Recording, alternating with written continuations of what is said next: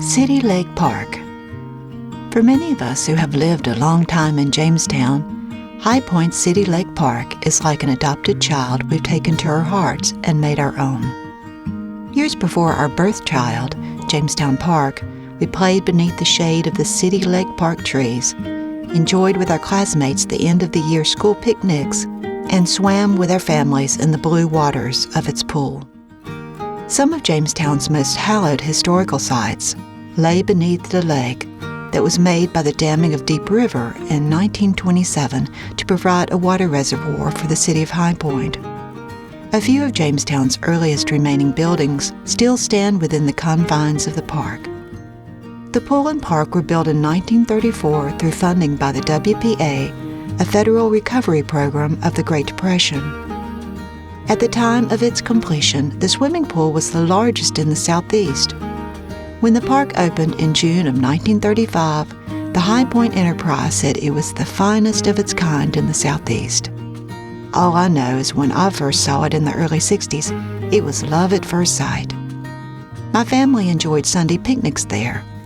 Probably the fare was my mother's wonderful fried chicken, her potato salad I've never been able to duplicate, deviled eggs, squares of cake, and homemade lemonade carried in a gallon glass jar with a metal screw lid.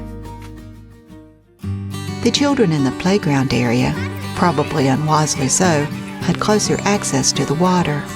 I remember Mama's nervousness if we ventured too close. Since my dad had been a pilot in the Second World War, the vintage plane for the kids to play on held special interest for us. The old rusty fire truck was great fun to climb on too. The park train was the special attraction then. Instead of today's high-sitting steam train replica, which can accommodate more types of folks, the old train looked like a diesel one, and the seats were low benches down inside each of the cars. The ride seemed faster, probably from the lower vantage point, and the driver had once been a real train engineer. Screaming while going through the tunnel was a tradition even then. In those days, a kid could really get hurt out on the playground. There were sharp metallic edges, heavy objects that could hit you in the head, and hard ground to land on. But you know, those dangers kind of added to the thrill and adventure of it all.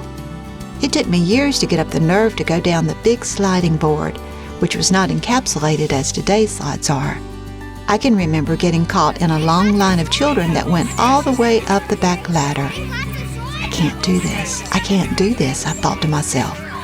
I caused groans and rolled eyes as I asked the kids to back up and let me back down. They were sliding down backwards, face down, and in twos. I felt pretty wimpy. I was a wimpy kid. Don't push me too high, I'd caution the person behind the swing. Hadn't I heard stories of people going over the top and back around? No such flights for me. Children didn't need a juice box or a soda at the park.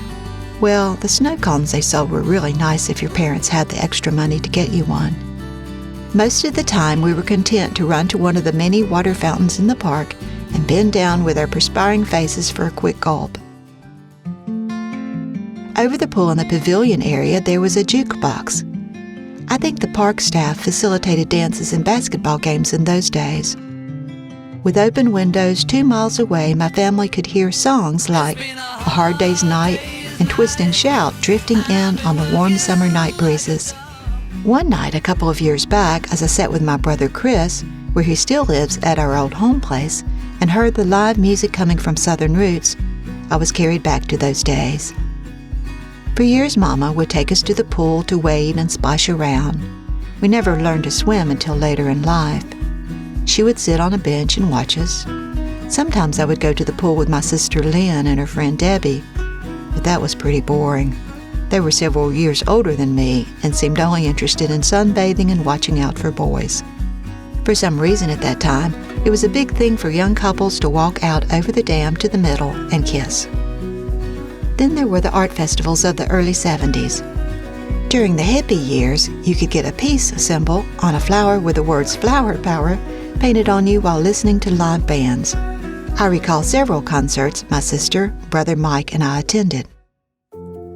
Several years ago, when the City Lake Park underwent its major renovations, I watched with fear as I saw land cleared and some of the old trees brought down.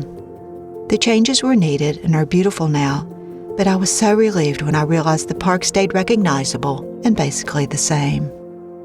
Sometimes, when I start feeling overwhelmed by the stress and pressures of this world, I go to City Lake Park and just walk around. Like visiting old friends, I stand among the trees I knew as a child. I sit on one of the benches and I look out over the lake at the beautiful clouds and their reflections. I think about God and eternal things and breathe a prayer for help. It doesn't take long before I start to feel God's peace. As the winds that sweep across the lake reach me, He seems to use them to cool and calm my fevered thoughts and worries, and I'm grateful for answered prayer in the old City Lake Park.